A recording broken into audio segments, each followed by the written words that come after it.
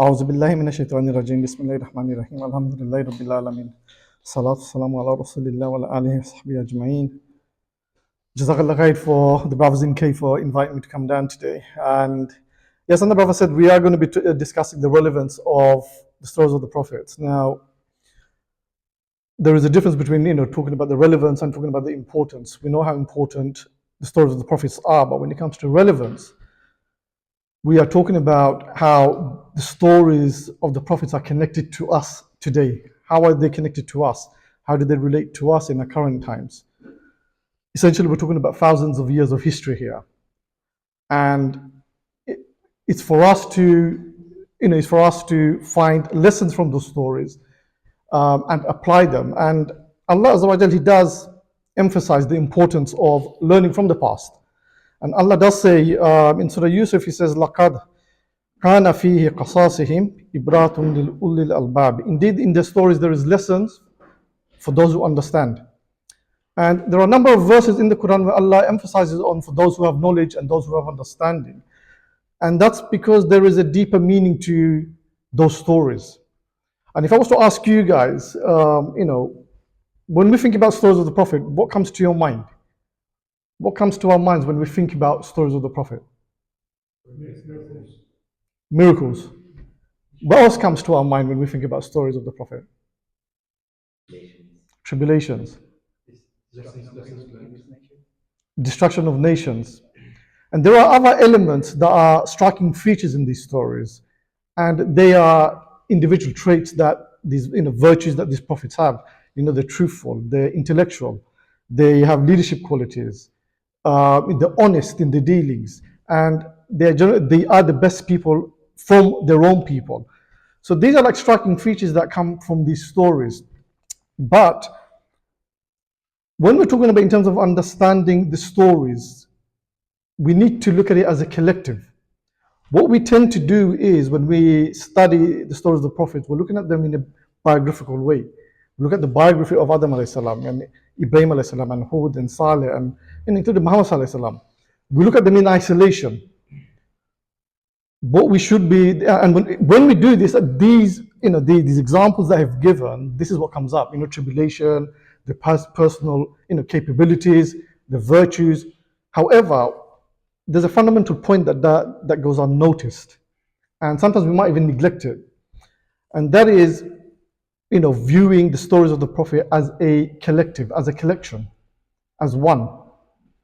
And when we do look at it as one, when we examine the stories, but we look at it as one, what you will discover is that the stories of the Prophet gives actually a worldview of how the reality of the world really operates. And from the dawn of Adam alayhi salam to Muhammad alayhi salam, we understand that what do we learn from Adam alayhi salam? The first thing that we learn from his story is, the story about creation. The other point we can discern from it is, what is the purpose of man? We know Allah subhanahu wa ta'ala already declared that He's going to put Adam alayhi salam on earth. It was not as a result of him eating from the tree. Allah already said He's going to put him on earth. But we know by doing so, what is the purpose of man? Allah's made the man a vice regent of earth to look after earth in everything. We're talking about looking after humans, looking after creatures, animals, the environment. That's what we've been discharged with. So that's the purpose of man, generally from Adam alayhi salam. We also learn how to deal with shaitan. But then we come to Muhammad alayhi salam, after thousands of years, where now the responsibility of discharging an entire system and delivering it to the rest of man to alleviate oppression and alleviate evil. Now we've got this whole span, and what you find in the stories of the Prophet is there's this continuity of where the prophets have addressed society and communities. And when we're talking about Tawheed, what does this exactly mean? It means it encompasses everything. The prophets engaged in calling people to Tawheed, but that is also to alleviate oppression and tyranny and to challenge those in authority. And usually, it's those that are in authority are those that are in authority, those that have wealth, those that have influence. These are the people they were challenging. And we know a common pattern emerges as well. Every single time Allah subhanahu wa ta'ala sent a prophet to a nation, they reject him, they've attacked him, and then they were destroyed. They were subjected to divine punishment. And even though the Quran doesn't provide a full narrative of these incidences, it gives parabolic references to the doom of these previous nations. And in doing so, we know that every single prophet, they've actually they faced hardship, they faced adversity, and this is another recurring theme. And that is mainly because of the challenge they brought to those who were in authority in their time. Think about it. If a prophet just called people to Tawheed, just to worship one Allah, and that's all they were doing, would they really have an issue? I mean, it's not disturbing anyone. He's just saying to worship Allah. We've got our gods. Something did rile them up. And the way you could understand it is, we know how Allah destroyed the people of, Ad and Thamud, Nuh alayhi salam, Lut alayhi salam. And in order for Allah Azza wa Jal to destroy them, for Allah to take this upon himself to destroy these people, actually shows us how evil and wicked these people were. For Allah to destroy a group of people, they must have been that bad. And now now think about how difficult the challenges the prophets face. These are the kind of people that they have to engage with. People that Allah took it upon himself to destroy.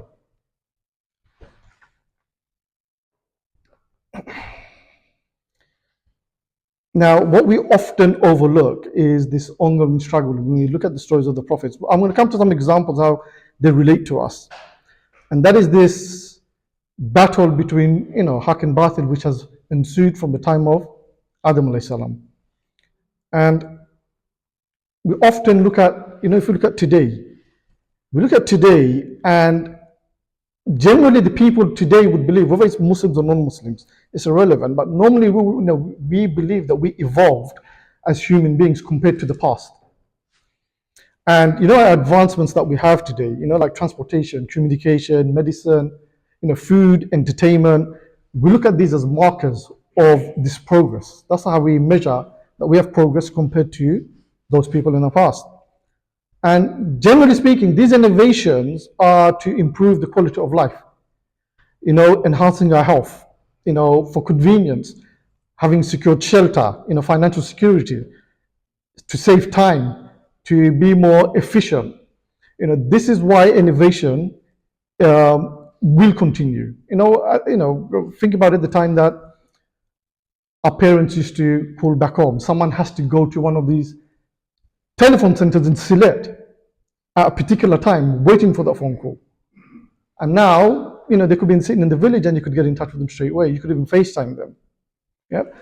So these technologies, what it does is, it saves time and efficiency. It brings about efficiency, which means you save a lot of money.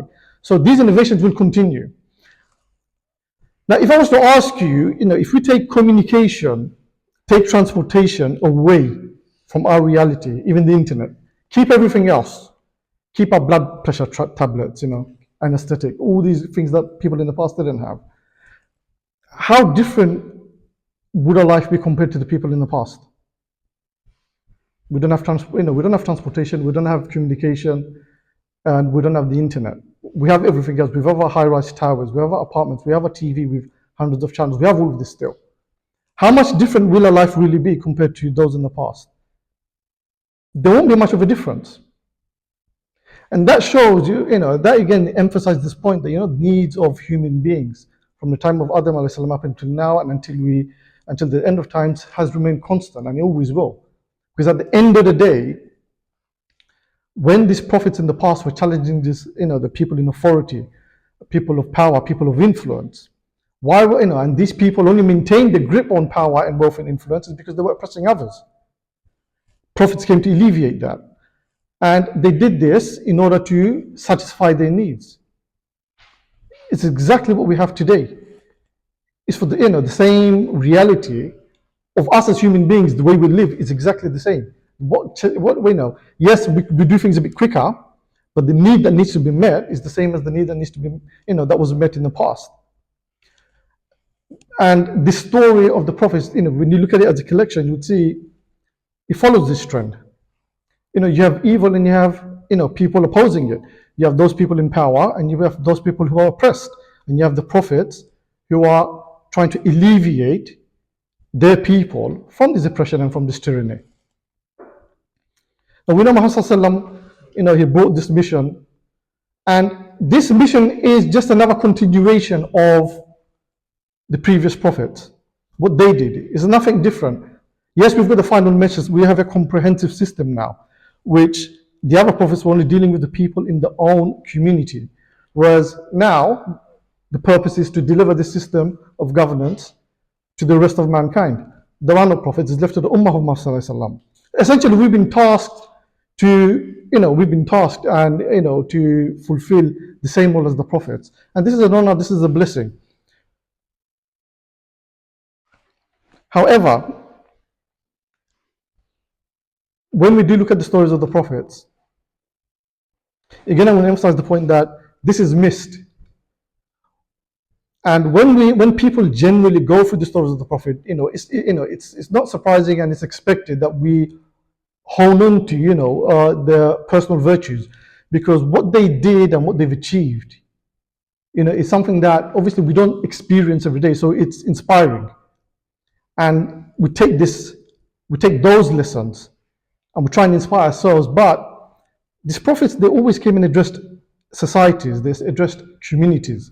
They didn't do dawah, to people individually and in an ad hoc basis. They had a methodical way of trying to address the situation in the communities, which is why the chieftains and the tribal leaders and the rulers, they got all riled up.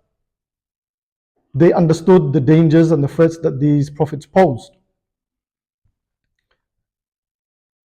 And now we have the same situation where we are now. Look at today we don't even have Islam, and look at the way the people in power, we're talking about the capitalist secular states.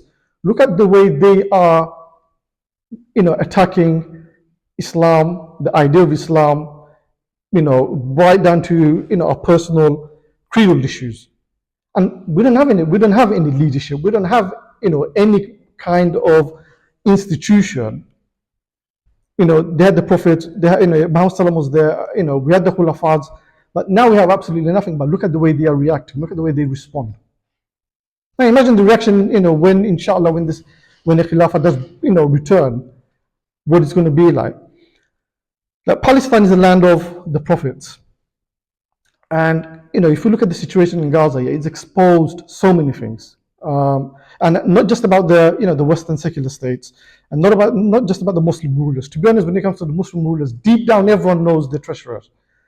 What Gaza did was he just brought this to the fore. He just made it plainly obvious.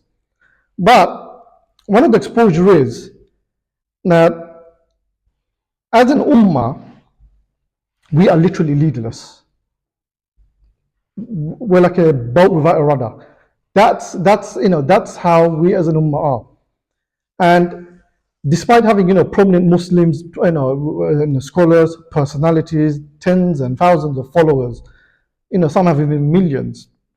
When it came to this particular issue, you could see that people are generally lost. They don't know how to deal or address the issue, and it's not down to them. It's not something that just shows where we are as an ummah.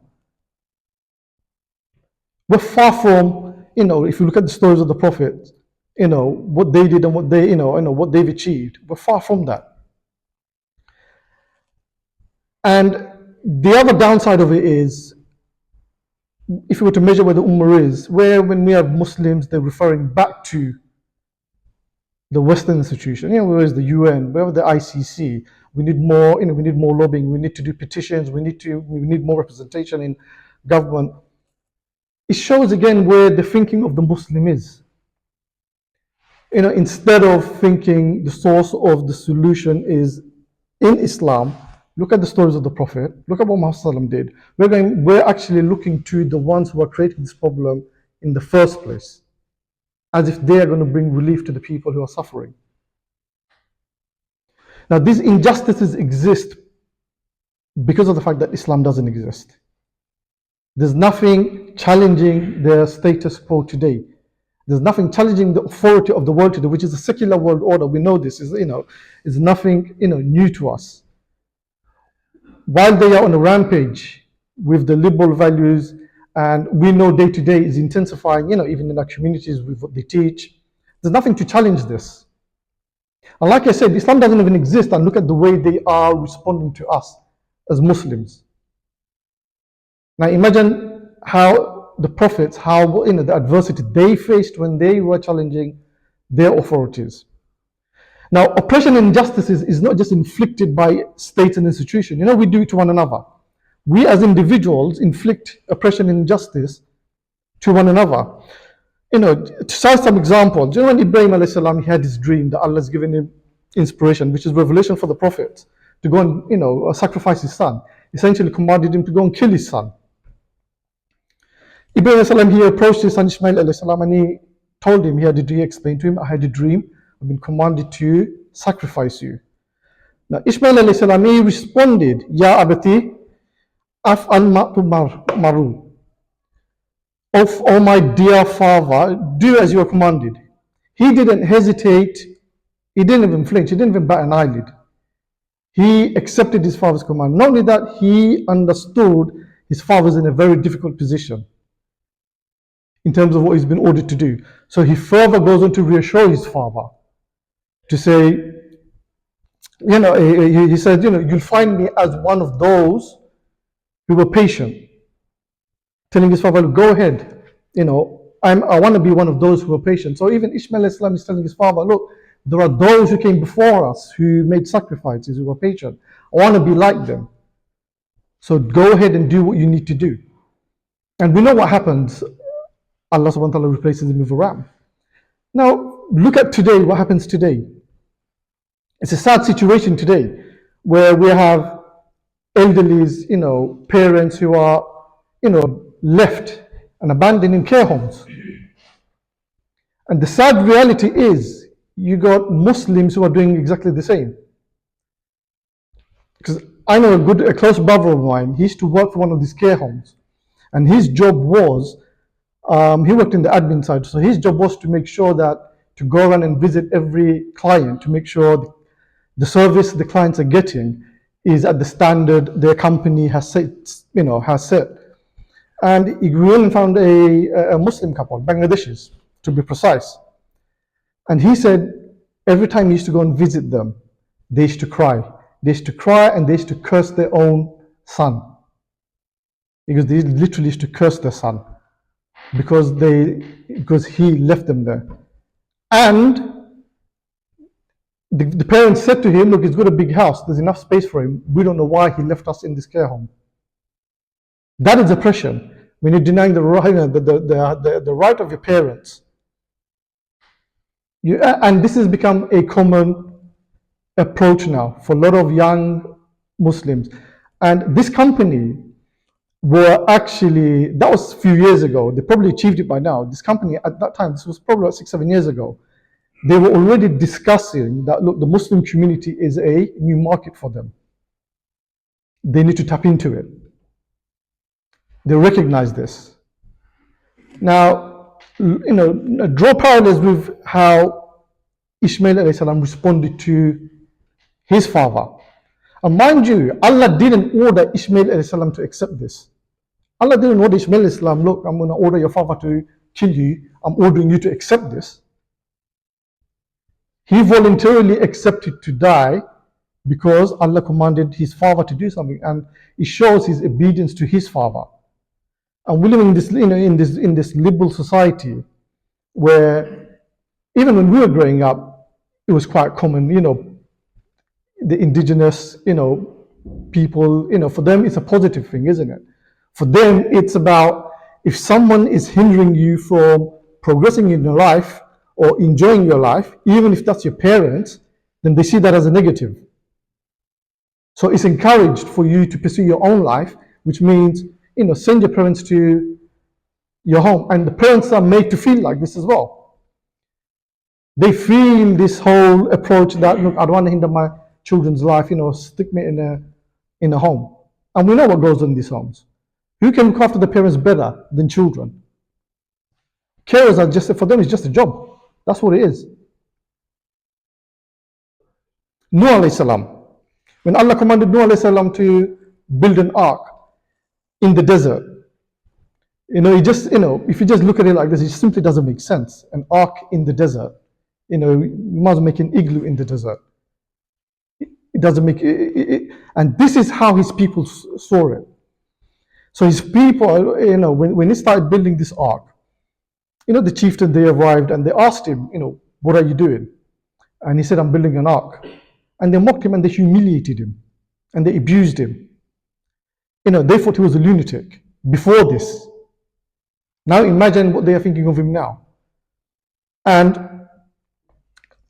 the reason that they humiliated was two. One is because why are you building an ark in the desert for? And the chieftain did say, we don't even have water to drink in this dry land. And you are building a boat to sail. And secondly, no one knew how to build a boat. That's the other point, that no one knew how to build a boat. Because Allah does tell him, build an ark under our watchful eye, which essentially Allah is saying that we're going to guide you. And Jibreel did descend and give him the instruction, the measurements, what tree to use, the cubic meters, everything. And that's how we built this ark. Now, Nuh alayhi salam, he endured all of this humiliation and this abuse. And that's because Allah already told him that they're going to drown. He made this dua to Allah subhanahu wa ta'ala because he did all he can. And he said, he asked Allah for Allah's help. And Allah said, do not be distressed. Whoever, all those that have become believers, which is his own family only, Allah confirmed with him. That's it. That's what you're going to have. The rest of them are going to drown. So he knew that this flood is coming. So that was validation for him. So he was able to endure this abuse. It didn't affect him. And today, if you look at where we are, religion is just simply ridiculed in the West.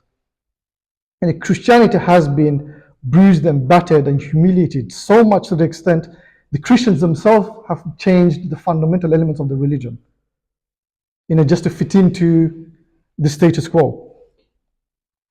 We have obviously the ridicule, the niqab, the hijab, and Islam is generally undermined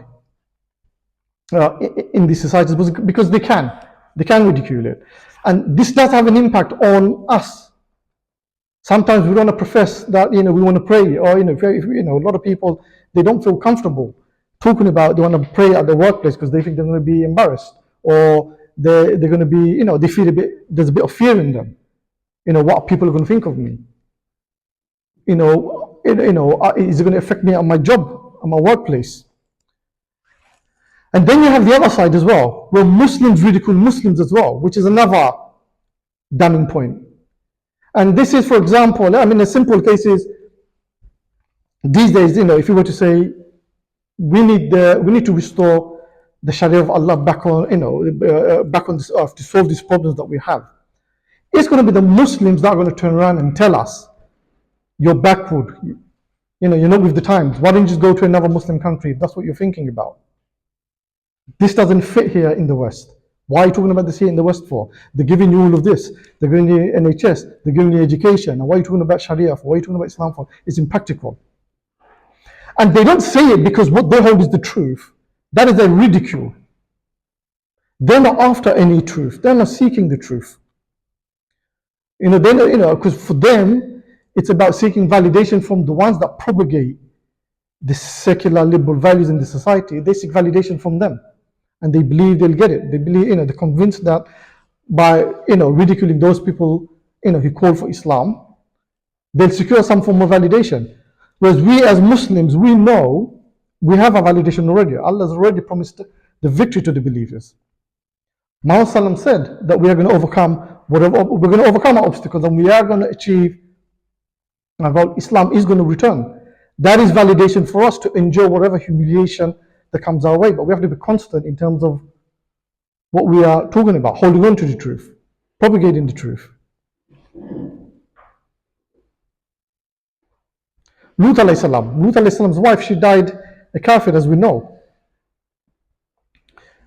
What this shows is, if you look at Lut alayhi salam's story, besides his people and the acts they engaged in, exploitative acts they engaged in. Lut alayhi salam's wife, she was on their side. She died. She got destroyed along with her people. That also shows it doesn't matter, even if you're the proximity, to a prophet or a righteous person doesn't give or guarantee you salvation. And it also shows, because you had Lut alayhi salam on the haq, and she, the other one wasn't, she was a kafir, But today we also have this issue of, which crept into our. It's actually, to be, it's widespread now. It's widespread where marriages do break up very, very, very quickly now. It doesn't take much. Here it makes sense. One is on a completely different set of beliefs, and you had one on the haq. Totally incompatible. Now, compatibility is not even an issue now. Marriages fall apart. Relationships fall apart. But at the least, people should need to understand, especially young people who intend to get married, you both need to be in the same wavelength. This whole idea that, if a woman is pursuing a man and she knows she's going to marry him, oh, you know what, I'll change him afterwards. He'll change after we get married, he'll be fine. Or if the guy thinks, you know what, no, I'm going to get it to cover up once we're married, it'll be fine. Just look at the example of Lut alayhi salam and his wife. That was his wife. She was married to a prophet. He was being inspired by Allah directly by himself. There is no guarantees in this. And living in this liberal society where you're continuous, it's pushed that look, you're not a unit. This is what they say. You're not a unit. You're individuals in a relationship. You've got your own individual interests. You've got your own individual pursuits. But when these interests collide, that's it. You've got frustration. You've got arguments. You've got a breakdown. And if you don't have Islam as a basis, you don't have a recourse to reconcile either. And the reason why I'm telling you this is because I'm a lawyer. I deal with a lot of divorces, primarily Muslim families divorcing. And it's changed from my training days, which was 15 years ago. Now it's, they're getting divorced far more readily than 15 years ago. 15 years is not a long time.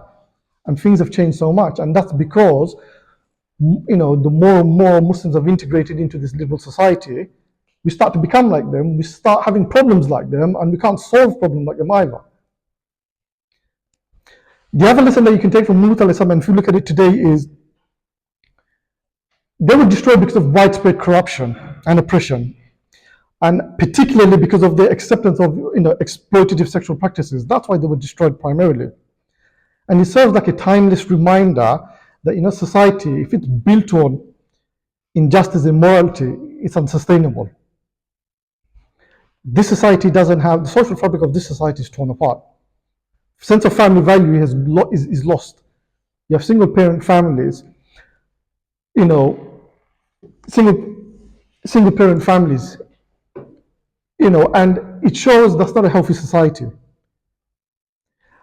And the other issue is, we recently, not so long ago, we had, Weinstein and Epstein, and we had Puff Diddy now. Diddy. All of them engaged in what? Sexual exploitation. And these people, these personalities are at the top tier of society. Who was Lut alayhi salam challenging? Is these type of people. Allah destroyed them. When you have people at the top engaged in this immoral and unjust act, society naturally will fall apart.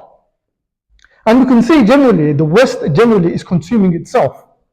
Look at the situation. Look at our own surrounding. They say there are more food banks now in this country than McDonald's. That's a sad indictment on on this society. Whether it's homeless people, you got food banks, you got pandemic of criminal activities, you got wars, economic deprivation. This is everywhere around the world. There's injustice everywhere around the world. If we are looking at the populated cities around the world that are known, there is not a single place on this planet that is not where there are not people being oppressed, or there's no injustice taking place. And I'm not talking about places like the Antarctica or the Arctic. I'm talking about populated places. And this is the state of the world that we find ourselves in. And just to wrap it up, the prophets addressed the communities as a whole, not just as individuals. They didn't address individuals, they addressed the entire community, they addressed the entire nation. And by calling people to Tawhid at that time, even though it was restricted to the people, Tawhid encompassed everything, which include you need to alleviate oppression, which is you need to call against the oppression. Whoever's the oppressor, you need to speak up against them. That's because the prophets riled up the leadership of the tribes or the nation, is why they suffered so much adversity. And modern Muslim civilization, we often see that's the pinnacle of evolution, of human evolution, but really embodies the darker side of humanity as we see it now. And despite the claims of progress, the Western civilization is characterized by destruction, exploitation, and we see this everywhere around us. And Islam, with its final message, is supposed to be the hope. Islam is supposed to bring these dark elements under control. The human beings that engage in these, practices, is to bring them under control so that humans can pursue a more of a constructive, progression to life. And this is what our goal is fundamentally. The whole purpose of Islam is to take it to the rest of mankind, to ensure that people can live under justice. People are alleviated from oppression. I mean, we see these shows, Ertugrul or Osman, when they fight the Christians. And it's quite clear, actually, they do it to remove the oppression people are living under. The Christians who are heavily taxed, or the way they're abused. They go in, remove the obstacle, so that people can live freely, even if it's according to the religion. And Islam came for that purpose. And it's for us to advocate for that. And the lesson we need to draw is we need to acknowledge the fact that all the stories of the prophets, we've got to look at it as a whole. Not in isolation, not in a biographical way, independently, but as a whole, like we do with a TV series. You start from episode 1, finish at episode 12, then you get the full picture. Same with Adam alayhi salam to Muhammad alayhi salam, you'll get the full picture of what this world is really about. There are evil and bad people out there, and the only people that are going to stop them is going to be us, because that's our role now. That's what it comes down to, and that's the continuation of the work of the prophets. And I'll leave it there, inshallah. Yeah.